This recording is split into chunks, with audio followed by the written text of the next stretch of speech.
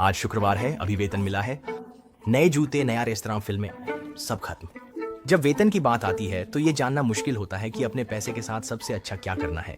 तो आज मैं आपको वेतन मिलने के तुरंत बाद अपने पैसे के साथ करने के लिए 8 चीजों को चरण दर चरण बताने जा रहा हूँ। पहली और सबसे महत्वपूर्ण बात जो आपको करनी है वह है अपने वित्तीय आधार को ढूंढना। जब व्यक्तिगत वित्त की बात आती है तो ज्यादातर लोग महसूस करते हैं कि यह बहुत मेहनत है, लेकिन यही वजह है कि ज्यादातर लोग संघर्ष करते हैं। 64% अमेरिकियों का जीवन पेचेक से पेचेक तक चलता है क्योंकि वे सबसे खराब वित्तीय गलतियों में से एक करते हैं। मनोविज्ञान में इसे मानसिक लेखांकन कहा जाता है। बुनियादी रूप से यह तब होता है जब आप अपने पैसे को मानसिक रूप से श्रेणीबद्ध करते हैं बजाय इसके कि आप इसे शारीरिक रूप से लिखें। मई में आपको IRS से 1 कर रिफंड मिल सकता है और आप इसे मानसिक रूप से अतिरिक्त मजेदार पैसे के रूप में श्रेणीबद्ध करते हैं। आप उत्साहित हो जाते हैं और इसे खर्च करना शुरू कर देते हैं, जैसे एक नया PS5, एक नया टीवी या स्टर, जादुई दीपक। समस्या यह है कि यह पैसा आपके नियमित आय के समान है। आप बस करों में बहुत अधिक भुगतान करते हैं और IRS बस इसे वापस कर रहा है। अच्छी खबर यह है कि समाधान सरल है। एक स्प्रेडशीट खोलें और अपने सभी मासिक खर्चों का हिसाब रखें। किराया, इंटरनेट, अनानास, पिज्जा, फ्लॉस। तो इन सभी चीजों को एक गूगल शीट में डालना मेरे लिए यह जानने का एक शानदार तरीका था कि मुझे अपने वर्तमान जीवन शैली के साथ हर महीने कितने पैसे की जरूरत है। मैं स्वनियोजित हूं, इसलिए मेरी आय बहुत भिन्न होती है और यह जानना एक बेहतरीन संख्या है। ठीक है, अब असली काम के लिए उन खर्चों को हटा दें जो आपकी मूल आवश्यकताएं नहीं हैं। हाँ, इसका मतलब है नेटफ्लिक्स, स्टेपलर्स, आपकी कैंडी क्रश सब्सक्रिप्शन और फिर मेरे मुफ्त साप्ताहिक न्यूज़लेटर रीथिंकेबल के लिए साइन अप करें, जो एक समृद्ध और स्वस्थ जीवन बनाने में मदद करेगा। लिंक नीचे है। एक कठिन आत्म प्रतिबिंब के बाद आपको सबसे पहले कुछ मुख्य खर्चों के साथ समाप्त होना चाहिए, जैसे आवास, जो किराया या बंधक हो सकता है। आमतौर पर आप चाहते हैं कि यह आपकी आय का 30% से कम हो। दूसरा, किराने का सामान और खाना, आपकी आय का लगभग 10%। तीसरा, बीमा और उपयोगिताएं जैसे इंटरनेट, सेल फोन और बिजली, लगभग %। यह संख्या अब आपकी वित्तीय आधार रेखा बन जाती है, जो हर महीने जीवित रहने के लिए आपको चाहिए सबसे न्यूनतम राशि है। अपने वित्तीय आधार रेखा को अपनी कुल आय के 50% से कम रखने का लक्ष्य रखें। अगर यह अधिक है तो उन खर्चों की तलाश करें जिन्हें आप आसानी से सस्ते विकल्पों के लिए बदल सकते हैं। क्या आपको वास्तव में उस अपार्टमेंट की जरूरत है जिसमें इंडोर पूल हो, एक फोन प्लान जिसमें सैटेलाइट कवरेज हो, या free range on organic pasture raised avocado? अपने वित्तीय आधार रेखा को जानना अगले कदम के लिए आधार तैयार करता है। आपके बैंक खाते में हमेशा 6 महीने के खर्चों की बचत होने का क्या अनुभव होगा?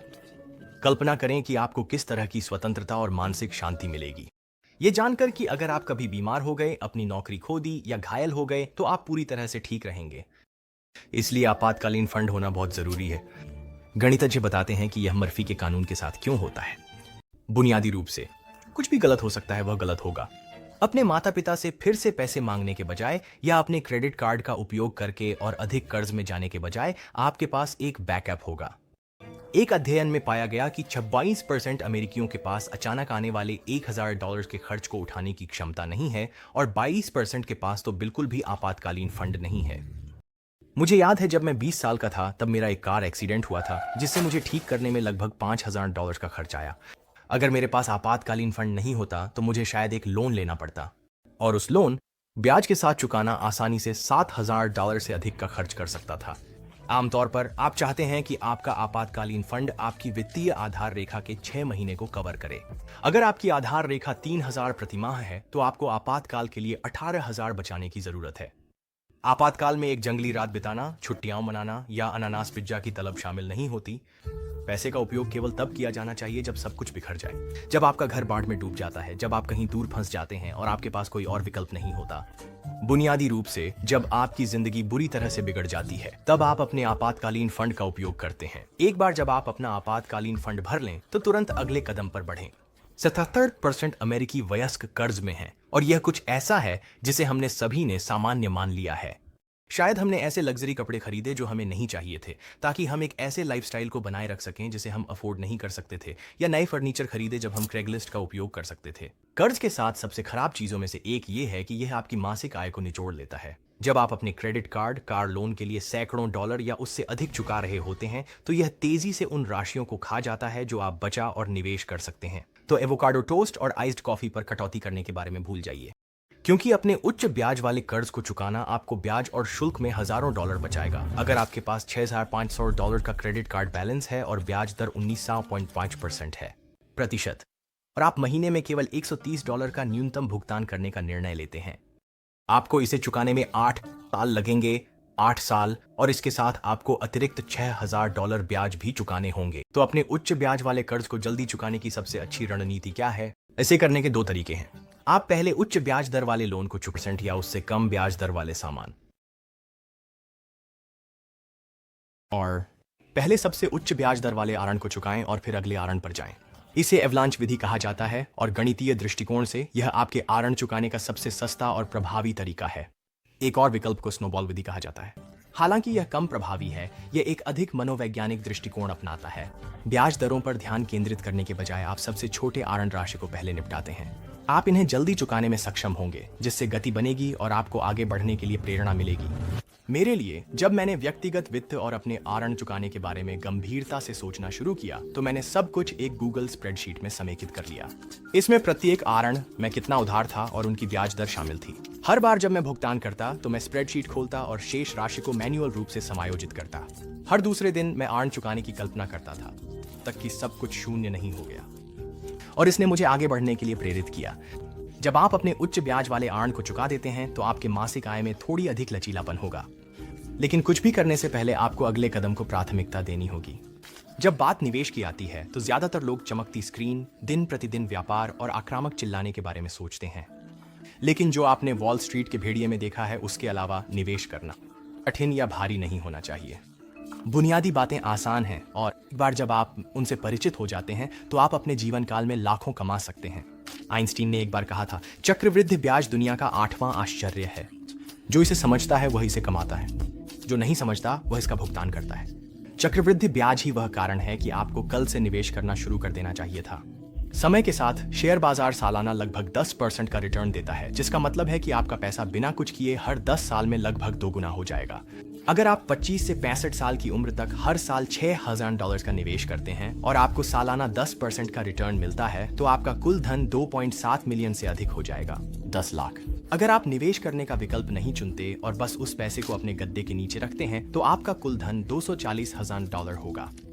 यह अंतर बहुत बड़ा है और यह आसानी से आपकी जिंदगी बदल सकता है। आप मेरे मुफ्त निवेश प्रारंभ किट को प्राप्त कर सकते हैं ताकि आप शेयर निवेश की बुनियादी बातें सीख सकें और आज आसानी से और आत्मविश्वास के साथ निवेश करना शुरू कर सकें।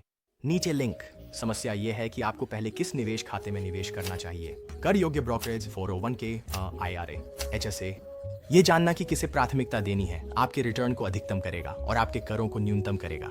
ज्यादातर लोगों के लिए आपको पहले अपने 401k खाते में पैसे डालने चाहिए, जो एक कार्यस्थल रिटायरमेंट योजना है जो मिलान योगदान प्रदान करती है, बुनियादी रूप से मुफ्त पैसा। अगर आपकी 401k योजना यह मिलान प्रदान करती है, तो मिलान राशि को पूरा करने के लिए पर्याप्त योगदान करें। जब आपकी 401k की बात आती है, तो न केवल आप मुफ्त पैसा प्राप्त कर सकते हैं, बल्कि आप अपनी कर योग्य आय को भी कम कर सकते हैं।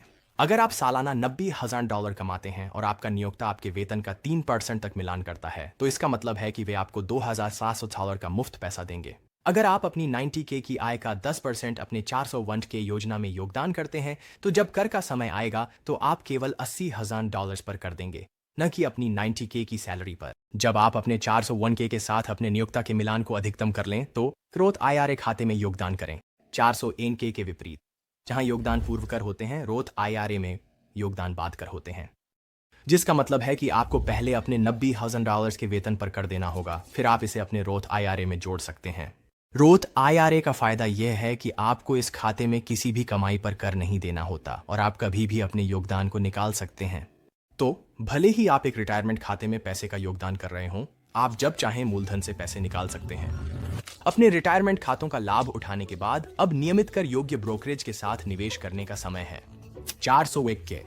रोथ IRA के विपरीत यहाँ कोई स्पष्ट कर लाभ नहीं है, लेकिन यह आपके अतिरिक्त पैसे को निवेश करने के लिए अगली सबसे अच्छी जगहों में से एक है। मेरे लिए व्यक्तिगत रूप से, मैं वर्षों से मूमू के साथ निवेश कर रहा हूं और यह एक सीमित समय के लिए है। अगर आप नीचे दिए गए मेरे लिंक के साथ एक खाता बनाते हैं और जमा करने की आवश्यकताओं को पूरा करते हैं, तो आप मुफ्त में 16 स्टॉक्स तक प्राप्त कर सकते हैं। अपने सभी निवेश खातों के साथ मैं मुख्य रूप से दीर्घकालिक के लिए कम लागत वाले म्यूचुअल फंड में निवेश करता हूं। जब आप दीर्घकालिक के लिए निवेश करते हैं, तो आप हर दिन, सप्ताह या महीने में अपने खाते की जांच नहीं कर रहे होते। आप अपना पैसा डाल रहे हैं, आप ये सुनिश्चित कर रहे हैं कि आपके पास सब कुछ सेट है, और फिर आप शायद साल में 2 बार इसे चेक कर रहे हैं। लेकिन आप हर बार जब शेयर बाजार में हड़कंप मचता है तब तनाव में नहीं होते। समस्या यह है कि ज्यादातर लोग बाजार के उतार चढ़ाव को सहन नहीं कर पाते। और पिछले साल में चीजें थोड़ी अस्थिर लग रही थीं। आमतौर पर यही वह समय होता है जब लोग सबसे खराब वित्तीय गलतियों में से एक करते हैं। वित्त में इसे बाजार का समय बताना कहते हैं। बुनियादी तौर पर यह तब होता है जब बाजार अच्छा प्रदर्शन नहीं कर रहा होता, तो आप निवेश करना बंद करने या अपना सारा पैसा निकालने का फैसला करते हैं और सही समय पर वापस आने के लिए किनारे पर इंतजार करते हैं। इसमें दो समस्याएं हैं। पहली बात, आपको नहीं पता कि शेयर बाजार नीचे जाएगा या ऊपर, क्योंकि नहीं जानता। जैसे कि अर्थशास्त्रियों ने भविष्यवाणी की थी, पिछले 3 बाजार दुर्घटनाओं में से 30। दूसरी बात, भले ही आप एक बहुत अच्छे समय पर बाहर निकलें जब शेयर बाजार वास्तव में ऊंचा था और फिर वह गिर जाता है, आपको सही होना चाहिए एक दूसरी बार इसे सही समय पर वापस डालने का। कठोर डेटा और गणित के आधार पर सबसे अच्छा समाधान यह है कि हर महीने एक निश्चित राशि का लगातार निवेश करें। इससे कोई फर्क नहीं पड़ता कि यह ऊपर जा रहा है या नीचे। मान लीजिए कि आप हर महीने एप्पल के स्टॉक में $200 का निवेश करते हैं 5 साल तक।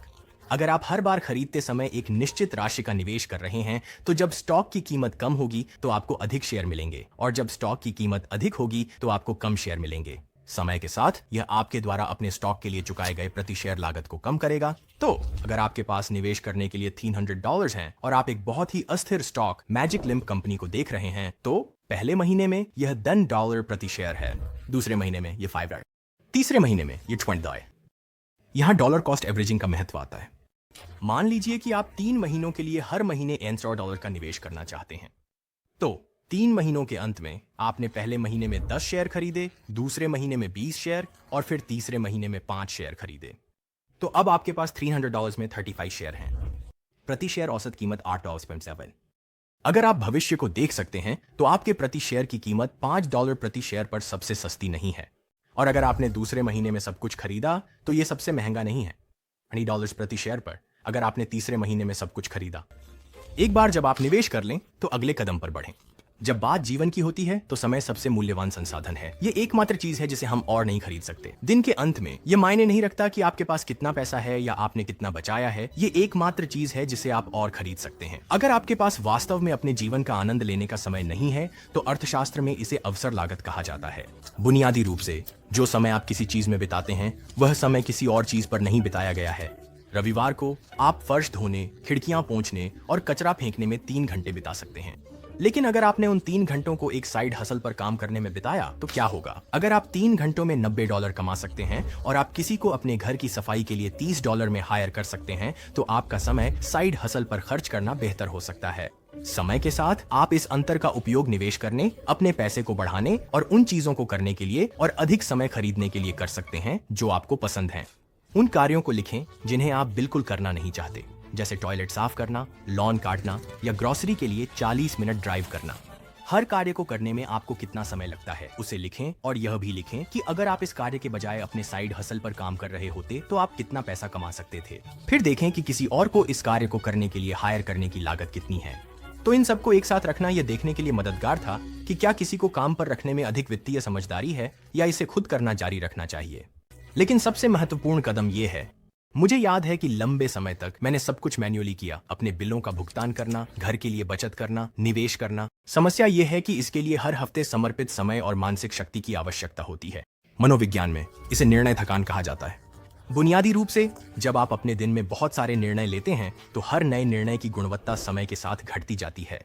सुबह आप एक के बाद एक वास्तव में अच्छे विकल्प बनाने में सक्षम हो सकते हैं, लेकिन उस शाम के बाद जब आप 10,000 निर्णयों के करीब पहुंचते हैं तो आप ऐसी गलतियां कर सकते हैं जिन पर आपको बाद में पछतावा होगा। एयरपॉड मैक्स की एक जोड़ी खरीदना श्रीमान, जादुई दीपक या ये महंगा स्टेपलर। लेकिन क्या होगा अगर मैं आपको बताऊं कि आप अपनी वित्तीय स्थिति को आसानी से स्वचालित कर सकते हैं, ताकि आपको इसके बारे में फिर कभी सोचने की जरूरत न पड़े। जब गाइडलाइन ऑटोमेशन सेट करने की बात आती है तो यह आपको लंबे समय में बहुत सारा समय और सिरदर्द बचाने वाला है। आजकल मुझे यह सोचने की जरूरत नहीं है कि मैंने अपने बिलों का भुगतान किया या नहीं, या क्या मैंने इस हफ्ते निवेश किया। मुझे कुछ भी ट्रैक करने की जरूरत नहीं है, क्योंकि मुझे पता है कि यह पहले से ही हो चुका है। इसे करने का तरीका यह है, पहले सुनिश्चित करें कि आपके वेतन चेक स्वचालित रूप से आपके चेकिंग खाते में जमा हो रहे हैं। फिर अपने बैंक के साथ अपने वेतन को 2 नए खातों में से पहले में स्वचालित ट्रांसफर सेट करें। आपका खर्च खाता और आपका बचत खाता। आपका खर्च खाता निश्चित मासिक बिलों और आवश्यक खर्चों जैसे कि किराने का सामान, गैस, अनानास पिज्जा को शामिल करता है। यह जानकर कि आप आमतौर पर एक महीने में कितना खर्च करते हैं गैर आवश्यक चीजों जैसे कि रेस्तरां, फिल्मों, यूनिक्लो के लिए खर्च के लक्ष्य निर्धारित करें। फिर महीने के अंत में स्वचालित ट्रांसफर सेट करें ताकि जो बचा हुआ है उसे आपके दूसरे खाते में स्थानांतरित किया जा सके।